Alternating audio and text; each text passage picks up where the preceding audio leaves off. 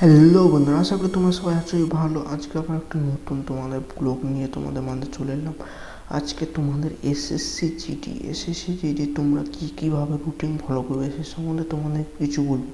Hello বন্ধু, একটা কথা তোমরা মাথায় রাখবে, 3 থেকে 4 ঘন্টা পরে তোমরা যে 9, 10, 12 পাস করেছো সেভাবে তোমরা পাস করতে পারবে না, কারণ তোমাদের ম্যাক্সিমাম 6 ঘন্টা থেকে 8 ঘন্টা তোমাদের পড়তেই হবে এভরিডে। তোমার রুটিন ফলো করো, 100+ কিংবা 120-30 নম্বর পেলে।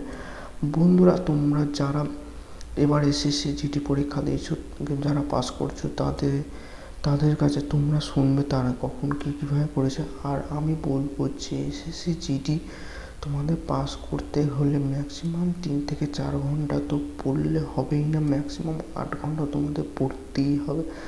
তোমরা প্রথমত সকালবেলায় ঘুম থেকে উঠে সকালবেলায় তোমরা জানো মাইন্ডটা ফ্রেশ থাকে, তোমরা সকালবেলায় শক্ত কিছু করার চেষ্টা করবে। সকালবেলা তোমাদের সবারই আশা করি তোমরা সবাই বুঝে গেছো যে শক্ত কিছু বলতে তোমরা ম্যাথটা, তোমরা বেসিক্যালি 7টা থেকে 9টা পর্যন্ত 2 ঘন্টা ম্যাথ করার পর তারপরে তোমরা আবার 1 ঘন্টা তোমরা বাড়ির যা কাজকর্ম তোমাদের সব করা, যে কেউ যদি যা বাড়ির কাজ কর, তারপরে আবার 11টা থেকে 12টা পর্যন্ত তোমরা 2 ঘন্টা জিআই করবে। 11টা থেকে 12টা পর্যন্ত 2 ঘন্টা জিআই, 1 ঘন্টা জিআই করার পর তারপরে আবার 12টা থেকে 1টা পর্যন্ত জিকে করবে। 12টা থেকে 1টা পর্যন্ত জিকে, তারপরে 12টা থেকে 1টা পর্যন্ত জিকে পড়ার পর বন্ধুরা তোমরা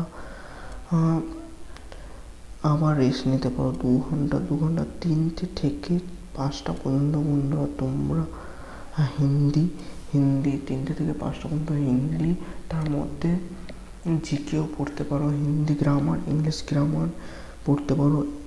এইভাবে তোমরা ফলো করো, তোমরা প্রত্যেক দিন রুটিন ফলো করো। তারপর বন্ধুরা সন্ধ্যেবেলায় তোমরা 7:30 কি 7টা থেকে 9টা পর্যন্ত 2 ঘন্টা তোমরা যা পড়েছো দিনের বেলায় যা পড়েছো সেটা আবার রিভিশন দাও। তারপরে তোমরা 9টা থেকে 10টা পর্যন্ত একটা ছোট্ট একটা মক টেস্ট তোমরা ইউটিউব বা ফেসবুকে যে কোনো জায়গায় দিতে পারো। অল যা পড়েছো প্রত্যেক দিন অল সাবজেক্টে একটা করে মক টেস্ট দাও। আশা করছি তোমরা এভাবে ফলো করতে থাকো, এইভাবে তোমরা রুটিনটা ফলো করতে থাকো, তাহলে আশা করছি তোমরা 140-এর উপর মতো।